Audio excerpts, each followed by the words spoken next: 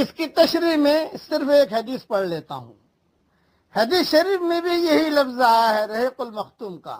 حضرت محمد صلی اللہ علیہ وسلم نے فرمایا ہے، جس مومن نے کسی پیاسے مومن کو ایک گھونٹ پانی پلایا، اللہ تعالیٰ اسے قیامت والے دن الرحیق المختوم پلائے گا۔ جس نے کسی بھوکے مومن کو کھانا کھلایا، اللہ تعالیٰ اسے جنت کے پھل کھلائے گا۔ جس نے کسی ننگے مومن کو لباس پہنایا، اللہ تعالیٰ اسے جنت کا سبز لباس پہنائے گا۔ یہ حدیث مسند احمد جلد 3 صفحہ 13 اور 14 پر موجود ہے۔